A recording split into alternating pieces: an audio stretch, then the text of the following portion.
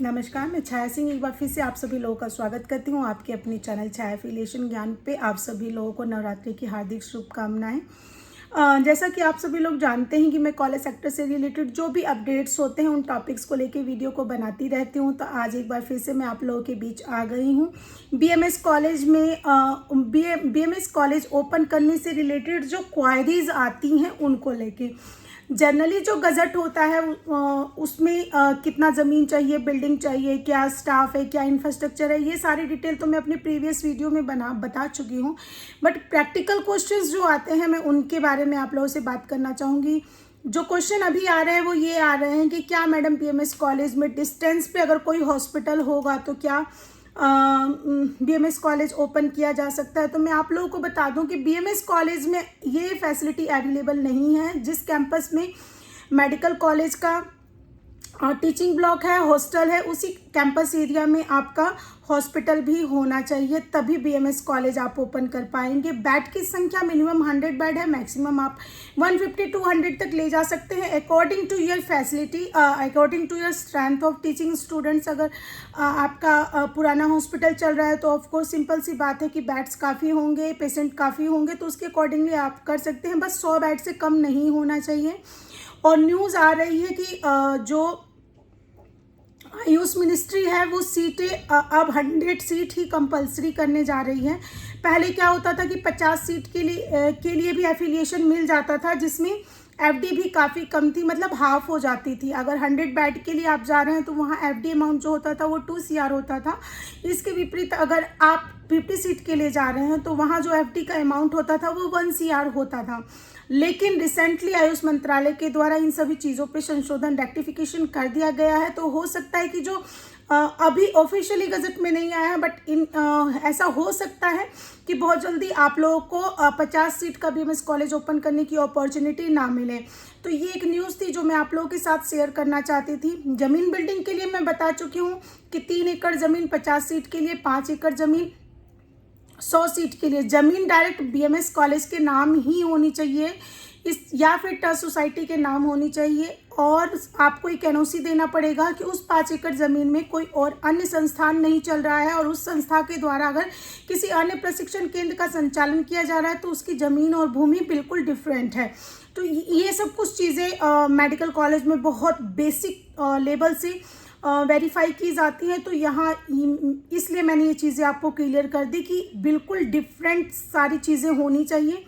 Then उसके बाद covered area जो है फर्स्ट ईयर के लिए 40,000 स्क्वायर फीट के अराउंड, एक्सक्लूडिंग हॉस्पिटल का एरिया अलग से रहेगा। इतना अगर आपके पास है तो you can start a file and can apply for Ayush ministry.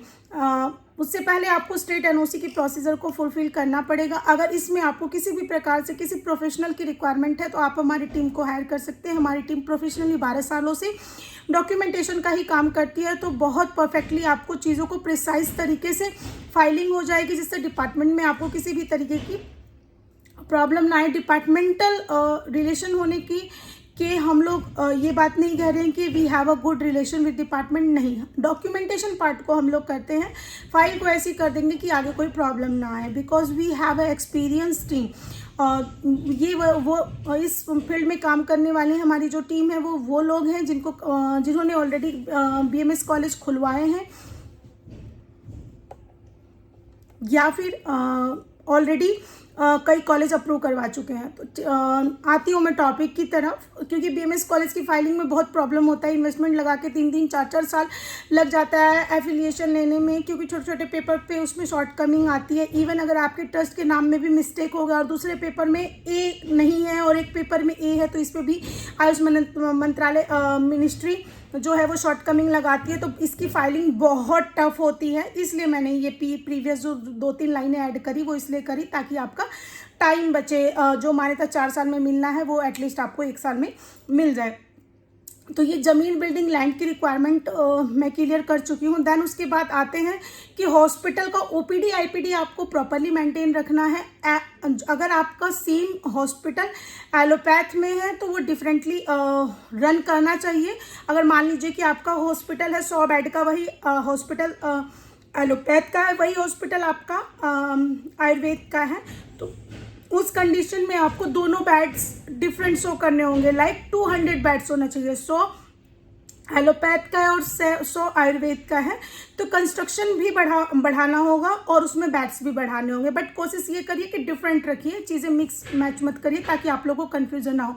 Third query होती है कि मैडम इसमें फैकल्टी को लेके क्या रहता है। तो आप लोगों को पता है कि प्रीवियसली बहुत ज़्यादा लोगों ने BMS से रिलेटेड कोर्सेज नहीं किए हैं, बहुत सेलेक्टेड अपने पास स्टाफ हैं। बट प्रीवियसली कोरोना के बाद से, या फिर ये कहें कि जब से माननीय प्रधानमंत्री ने एक डिपार्टमेंट बनाया जिसका नाम आयुष था, उसके बाद से क्रेज़ आया, कहीं ना कहीं इन कोर्सों को एक पहचान मिली, तो उसके बाद से इस कोर्स की डिमांड मार्केट में बढ़ी है।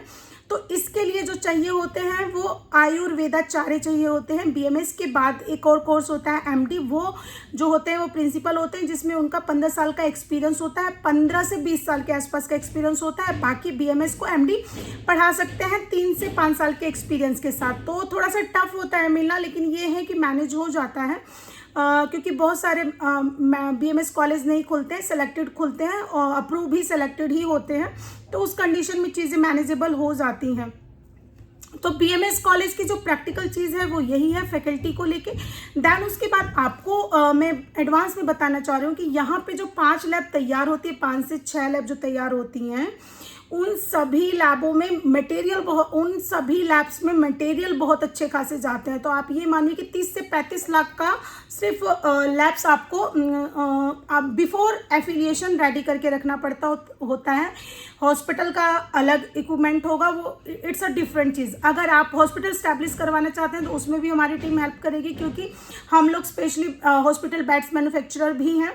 तो यहाँ पे आपको बहुत सस्ते रेट में बढ़िया चीज़ मिल जाएगी। तो हॉस्पिटल के जो कॉस्ट है वो बिल्कुल डिफरेंट है। लैब सेटअप आपको एडवांस में करना होता है।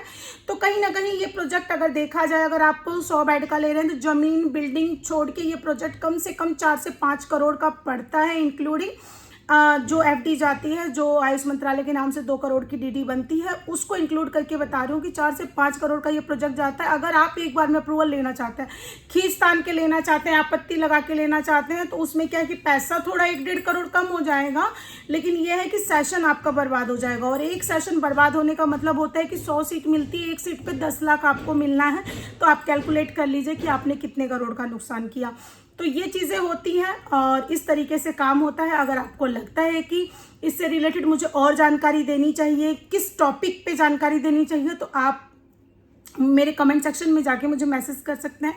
अगर आपको मेरी वीडियो अच्छी लगती है तो चैनल को लाइक शेयर सब्सक्राइब करना ना भूलें। धन्यवाद।